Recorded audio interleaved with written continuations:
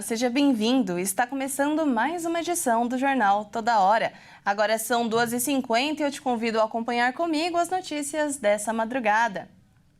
Com a gasolina cara e pouco dinheiro para encarar a prestação de um carro, muitos brasileiros precisam buscar alternativas para se deslocar.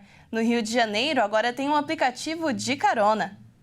Com o aumento dos gastos com deslocamento, muitos fluminenses têm buscado formas mais baratas de viajar entre cidades. Uma das alternativas que ganhou força nos últimos meses é o compartilhamento de viagens por aplicativos. De acordo com a empresa BlaBlaCar, o estado do Rio de Janeiro já reúne cerca de 520 mil usuários ativos, o que coloca o mercado fluminense entre os maiores do país. A proposta é que motoristas que já fariam determinado percurso dividam as despesas da viagem com outras pessoas que seguem para o mesmo destino. A possibilidade de economizar tem sido o principal atrativo para os passageiros. Em alguns trajetos, os valores cobrados ficam abaixo dos preços praticados por outros meios de deslocamento intermunicipal, o que tem atraído quem viaja com frequência. O crescimento desse modelo, no entanto, tem gerado questionamentos. O Detro RJ entende que a atividade pode caracterizar transporte irregular de passageiros,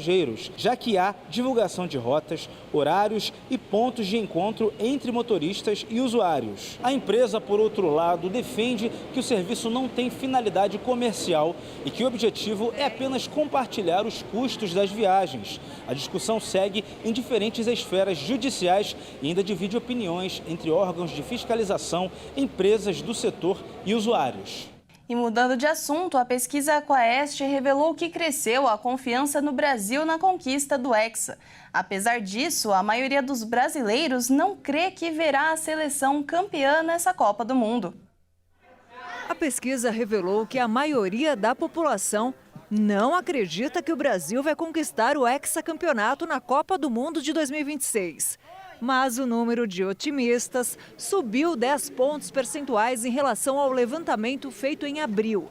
Segundo o levantamento, 56% da população responderam que o Brasil não vai ganhar o título, enquanto 35% esperam o Hexa.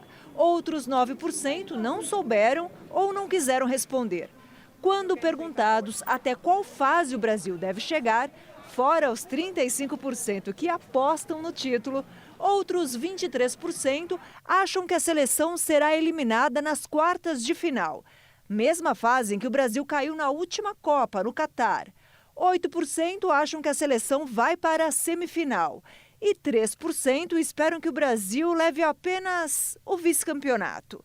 Já entre os mais pessimistas, 7% acredita que a seleção não passa da fase de grupos. Outros 14% preferiram não responder. O técnico da seleção brasileira, Carlo Ancelotti, tem a aprovação da maioria dos brasileiros. Esse índice aumentou de abril para junho. Na pesquisa anterior, 41% aprovavam Ancelotti. Agora o indicador passou para 58%.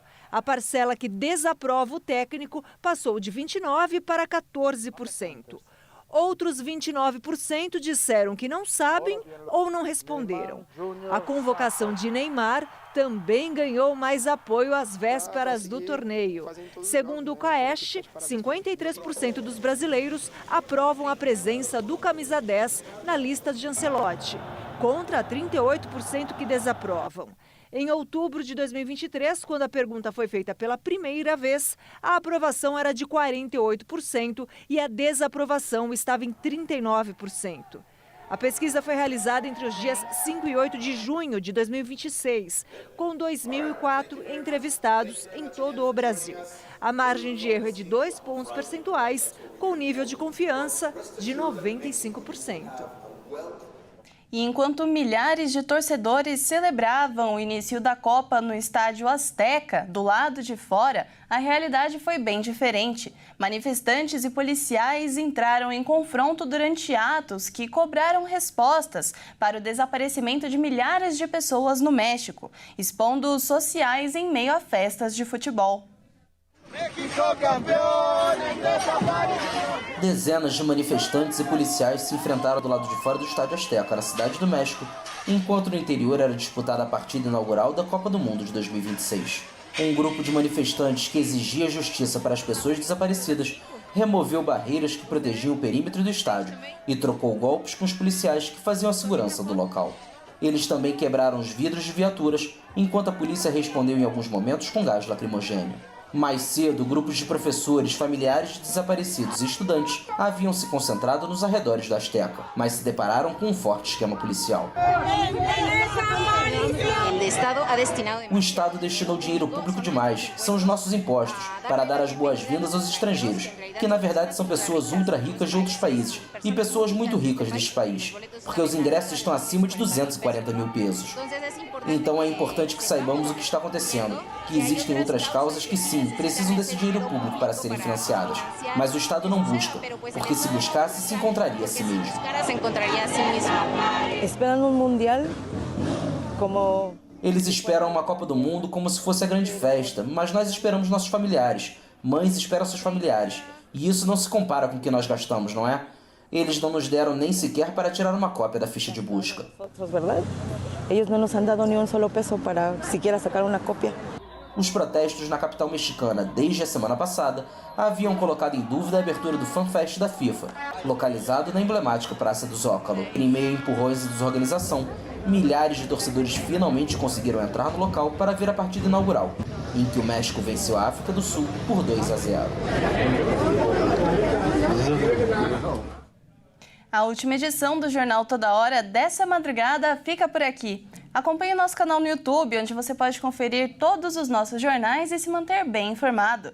Tenha uma boa manhã e até mais.